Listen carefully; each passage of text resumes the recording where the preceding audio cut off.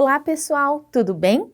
Eu sou a professora Daniele Santos, da Universidade do Oeste Paulista, a UNOeste, e estarei aqui hoje dialogando com vocês sobre o papel do educador na inclusão. Eu sou uma mulher de pele escura, cabelos compridos castanhos e estou com um vestido chemise na cor coral. Bem, como eu disse, hoje nós faremos um diálogo sobre o papel do educador na inclusão. Eu sempre digo que para que nós possamos discutir sobre os processos inclusivos, sobre o paradigma de inclusão, é necessário que nós apreendamos ao longo da história como o homem foi concebendo e entendendo as próprias diferenças humanas. Por isso eu vou voltar com vocês desde as sociedades primitivas até a nossa sociedade atual, tentando entender como nós concebemos as diferenças. Nas sociedades primitivas, o homem tinha como função, como sobrevivência, buscar meios para se alimentar e para viver na natureza.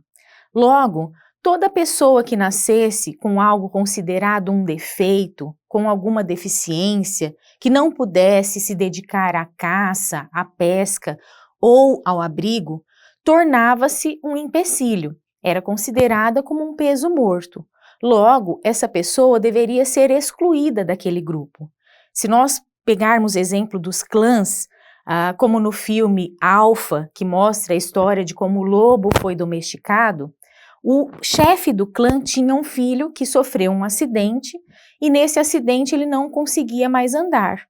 E o clã simplesmente eliminou esse menino do seu grupo, porque ele levá-lo para outros lugares, já que o homem também era nômade, ele ia buscando nos diferentes lugares as coisas para sobreviver, não era possível levá-lo. Então ele seria exterminado, ele foi exterminado. Então essa era uma prática natural. Um outro exemplo caricato que eu sempre utilizo é daquela série Família Dinossauro. Então tem um episódio que eles estão discutindo porque a vovó já não tinha uma função social e no episódio ela tinha que ser jogada no poço de piche. E aí eles entram em todo um dilema de como é que eles fariam para jogar a vovó no poço de piche, já que eles gostavam dela. Então são dilemas, né, um exemplo caricato, mas que mostra como o homem primitivo, como a sociedade primitiva lidava com aquilo que era considerado um peso ou um problema para a sua subsistência. Indo um pouco mais à frente, nós temos o modelo da sociedade grega. E a sociedade grega ela tem dois paradigmas, né? O paradigma espartano, que é o paradigma de valorização do corpo. Ali que nascem as Olimpíadas, que nasce a valorização da ginástica, da dança, da estética, que levava à busca por um corpo perfeito. Logo, todo corpo que fosse considerado imperfeito não servia para estar junto com aquele grupo. E no paradigma ateniense, nós temos a divisão social bastante delimitada. Nós temos os homens livres, que se dedicam ao pensamento, ao desenvolvimento da inteligência, e os escravos. Para ser escravo, para auxiliar nas tarefas de caça, pesca e tudo mais, do trabalho laboral, também era necessário ter um corpo perfeito, ter um corpo que respondesse às atividades que deveriam ser realizadas no laboro. Logo, todo corpo que também não servisse para ser escravizado deveria ser exterminado, eliminado. Isso era natural.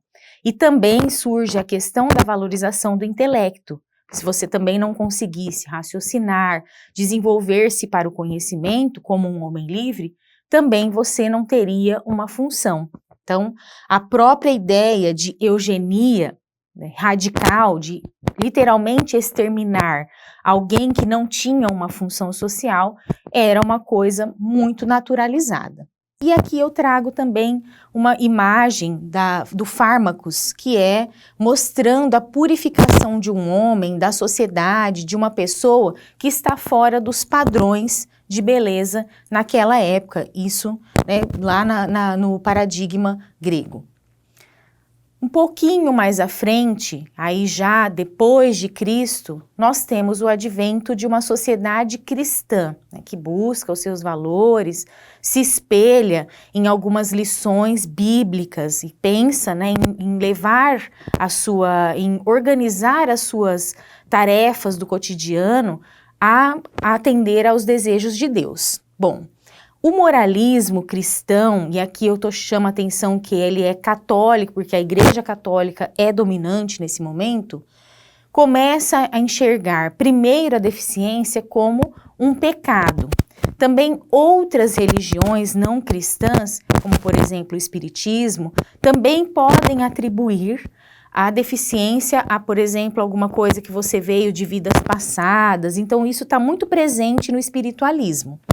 Na Idade Média, as pessoas com deficiência são submetidas à Inquisição, então elas são mortas pela fogueira.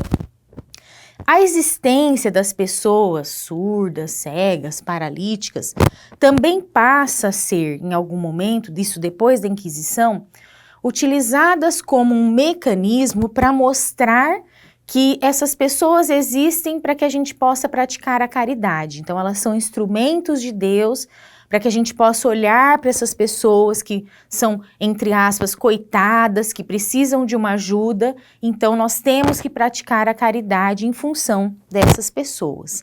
Então vejam, percebam que também esse modelo, esse pensamento existe até hoje. Tem muitas pessoas que convivem com pessoas com deficiências e pensam, nossa, coitadinha, ela precisa de alguma coisa, o que eu posso fazer, como eu posso ser mais caridoso em função dela. Esse é um pensamento que também atravessa os séculos.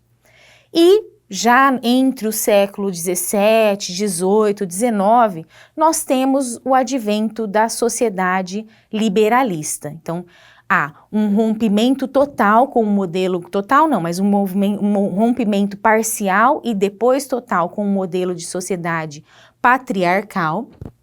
As pessoas começam a buscar, através do seu trabalho, o domínio sobre a natureza, sobre o mercado.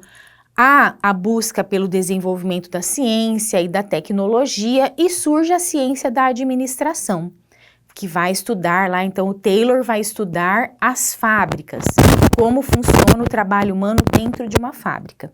E ali ele caracteriza os conceitos de eficiência e de eficácia. Então, ser eficiente é fazer as coisas muito bem feitas, com o mínimo de custo possível e etc. Aí, o conceito de deficiência surge em contraponto à eficiência. Então, quando você pensa numa pessoa deficiente ou que tem deficiência, o seu pensamento logo vai, bom, ela não é uma pessoa eficiente. Ela não tem a capacidade de desempenhar as mesmas funções que uma pessoa, entre aspas, dita normal. E isso vai também se tornar a ideia que nós temos sobre a deficiência até hoje. O John Locke vai criar a teoria empirista de aprendizagem. E nessa teoria, algumas categorias para a aprendizagem ficam delimitadas também com base num pensamento de normalidade. Então, eu consigo me desenvolver, eu consigo aprender, desde que eu atenda a um padrão de normalidade. Logo, toda pessoa que não atende a esse padrão de normalidade também é excluída, também fica marginalizada, também é considerada como incapaz. Então, esse conceito, né, de deficiência, ele surge diretamente como contraponto à ideia de eficiência. E aí, isso tudo gera, principalmente no nosso contexto ocidental, o chamado paradigma etnocêntrico. Então, nós temos um modelo de homem perfeito definido para as nossas sociedades. Esse modelo é uma pessoa branca, organizada socialmente pelo Estado, masculina, cristã, heterossexual e tendencialmente urbana ou cosmopolita.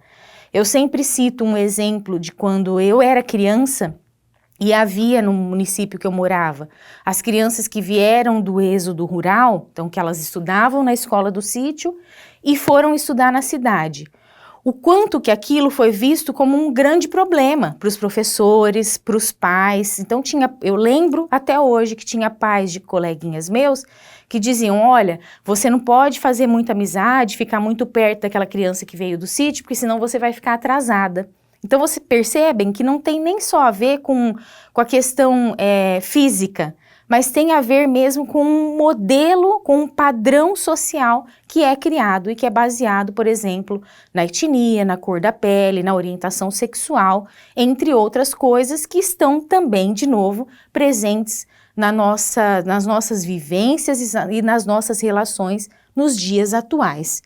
Eu penso até que nos dias atuais com muito mais força isso, a gente percebe movimentos que são contra, né, questões de gênero, questões étnicas, com muito afinco, buscando chegar, né, voltar ao modelo etnocêntrico. Nesse sentido, o outro vai ser pensado sempre, primeiro, de forma inferior, então você só consegue ser perfeito ou seguir ao padrão se você seguir o padrão etnocêntrico. E você, então, vai ser pensado sempre de forma inferiorizada em relação à sua cognição, à sua cultura ou ao seu status quo, né? Aí vem outros paradigmas que seguem, né, que acabam seguindo ao modelo etnocêntrico, que vem da ideia cristã, por exemplo, o modelo da tolerância, o modelo da generosidade, então há um sentimento de culpa, nós temos que buscar mecanismos para superar, porque houve uma opressão muito grande, então agora nós temos que superar, só que são todos modelos paliativos, eles não geram uma visão relacional sobre a diferença, que é aquilo que a gente busca quando a gente pensa numa inclusão de fato. O paradigma segregacionista, ele surge especialmente quando áreas de conhecimento, como a área da saúde, a medicina, a fonoaudiologia, dedicam-se a estudar as especificidades das deficiências, buscando uma superação para a normalidade.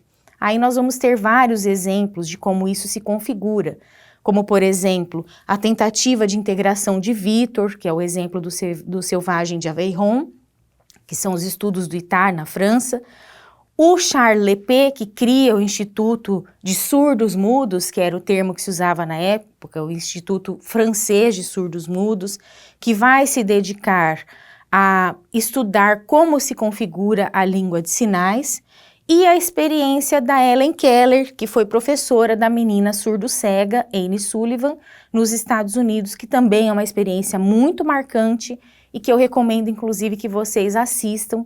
Tem esses filmes, esses documentários que vocês podem acessar na rede. Tudo isso gera, então, uma categorização dos diferentes ou das diferenças.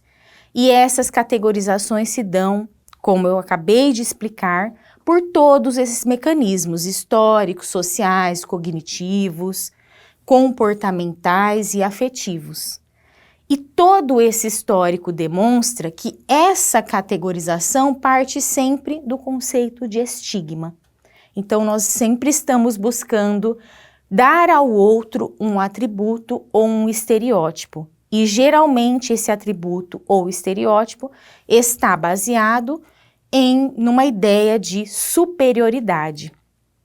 Para que nós possamos chegar a um paradigma de inclusão de fato, é necessário, segundo a Cláudia Werneck, que nós, primeiro, repensemos as nossas perspectivas sobre a diferença humana e que nós superemos, de uma vez por todas, com o ideário de uma igualdade universal. Todo o histórico mostra que o ser humano não é igual. Pelo contrário, o que movimenta o ser humano são as suas diferenças. Então, nós temos que, primeiro, colocar a diferença como centro dessa discussão. E, segundo, adotar uma nova ética em que não haja uma hierarquização das diferenças. Ou seja, em que não exista um padrão que é superior ao outro. Que nós possamos pensar nas diferenças como um todo. Ele é cego, ele é surdo, ele é gordo, ele é magro, ele é preto, ele é indígena, como condições, sem levar isso a um estereótipo de algo que pode ser inferiorizado ou colocado como superior. A partir desse modelo, a partir dessa lógica, dessa adoção de uma nova ética, então nós saímos da ideia de integração para efetivamente chegarmos à inclusão de fato. A integração é um movimento que foi necessário. Primeiro foi necessário permitir que todos os estudantes, que todas as pessoas com alguma deficiência tivessem acesso à escola, acesso aos espaços sociais. Então esse é um primeiro passo, isso é integração. É necessário, além disso, que pessoas com esse perfil tenham condições para desenvolver-se no meio mais normal possível e o mais próximo possível de um percurso previsto por uma pessoa, por uma adolescente, jovem ou adulto dito normal.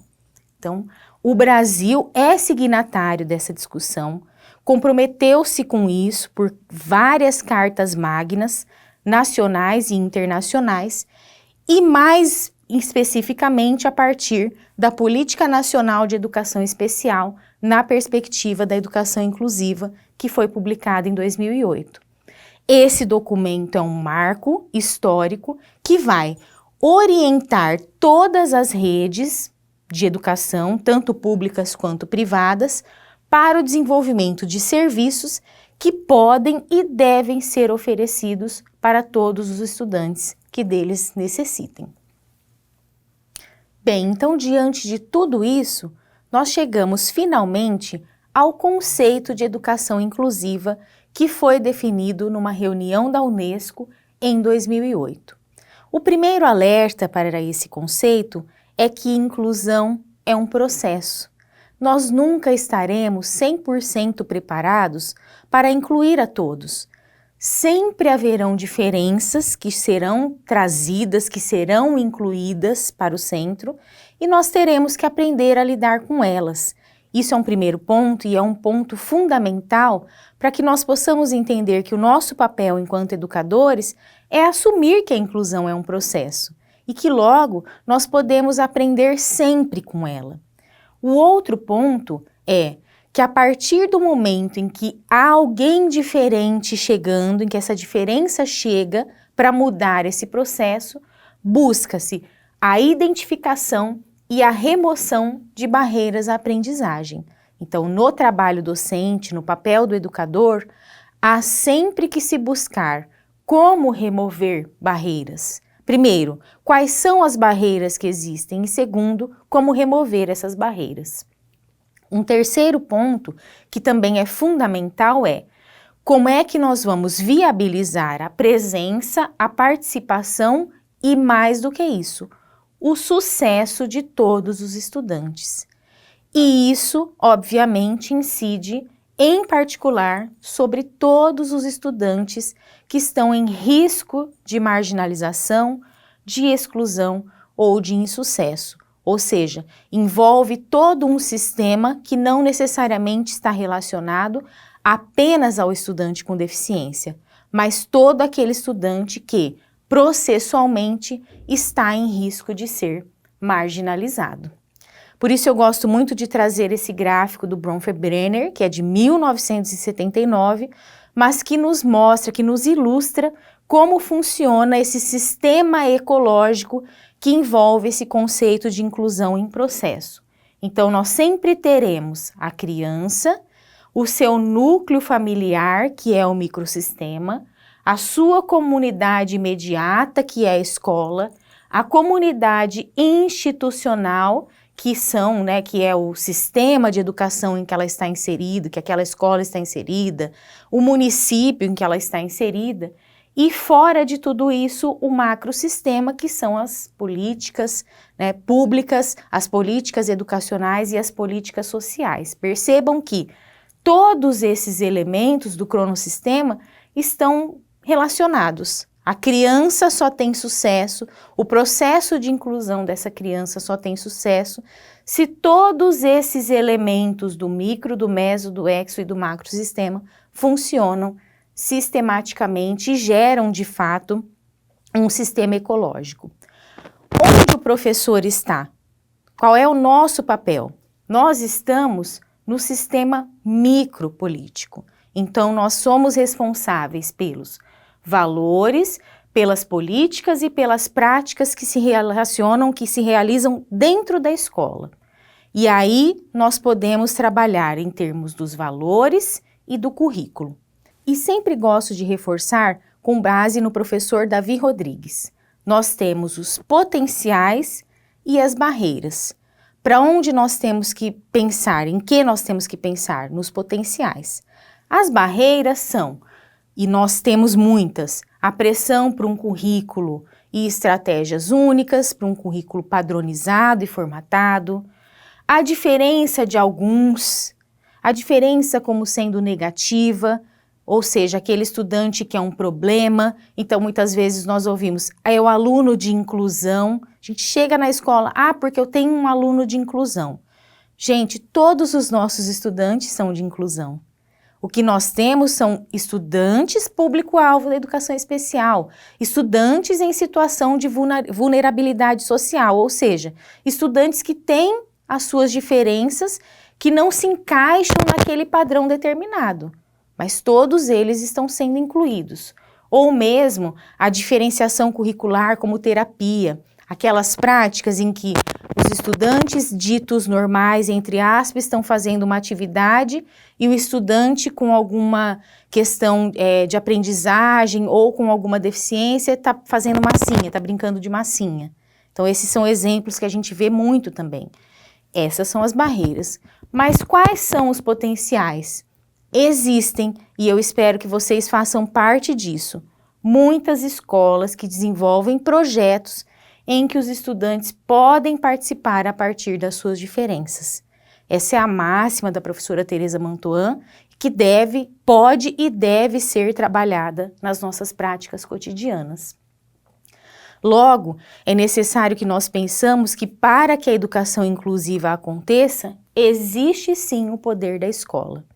Nós podemos construir um sistema educacional equitativo, proporcionando percursos alternativos sem criar exclusão, sem um currículo terapêutico, sem colocar a criança para fazer massinha, mas pensar em como ela pode avançar, sempre segundo as suas potencialidades. E a questão central da inclusão é, então, que nós possamos construir uma equidade educativa numa perspectiva de qualidade e de excelência para todos.